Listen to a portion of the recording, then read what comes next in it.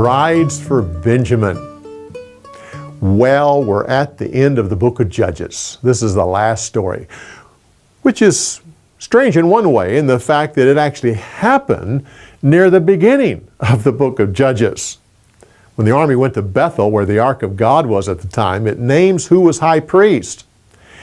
He was the grandson of Aaron, and he became high priest near the end of Joshua's life.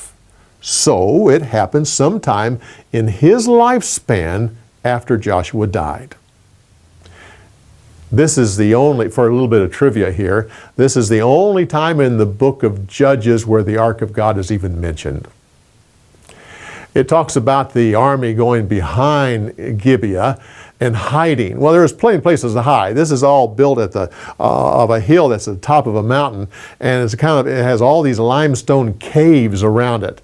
So there's plenty of places to hide. When Jordan still owned the West Bank, the king of Jordan went to this very spot where King Saul had his palace, and the king of Jordan started building his own palace right there. Then the war broke out, and Jordan lost the West Bank. And so to this day, the beginnings of that structure is still there. It's not a tourist site, but I have enjoyed going there and walking around, knowing that I was at the very place where King Saul had his palace and where David served him, and all the stories about Jonathan happened right there. Well, this story talks about an extreme form of warfare. They go in, they kill all the people, men and women, children, where they kill all the animals, and where they burn everything that they own. Extreme. As a matter of fact, the people, even the victors, didn't like it. It was disgusting to them because they got nothing out of it. They didn't get any loot. They couldn't have there was no animals. There were no slaves. There was nothing. An extreme form. We were telling this story when we were in Israel one time, and someone in the crowd became just upset about how those girls were treated and how the men jumped out of the vineyard and grabbed those girls and whisked them away, and that was just awful.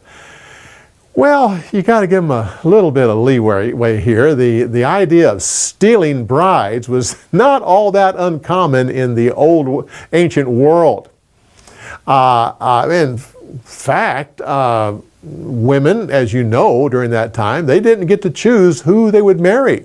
That was up to dad. Oftentimes, the bride would not meet her future husband until the actual wedding. So you might say that when that young, strapping man jumped out of the vineyard and grabbed her and whisked her away, she might have thought, well, she knew who Dad was going to pick out, some old guy and that this guy probably looked pretty good.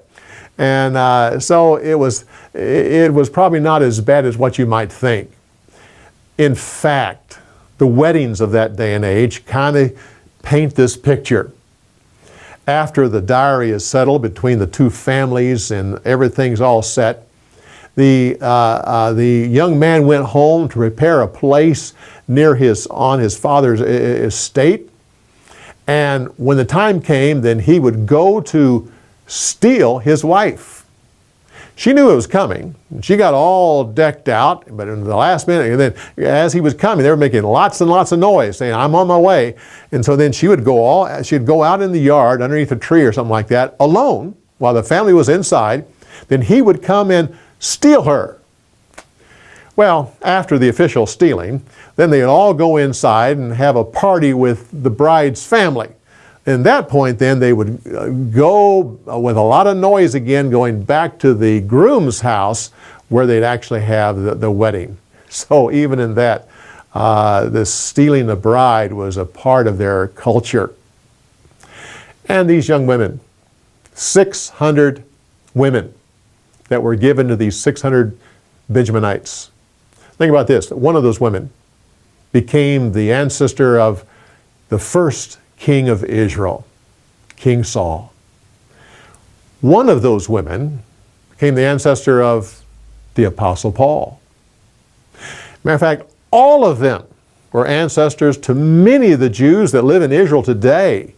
You talk about the lost tribes of Israel. Well, Benjamin's not one of them. People there know if they're from the tribe of Judah or if they're from the tribe of Benjamin or Levi. Well, come back when we give you more insights on the story.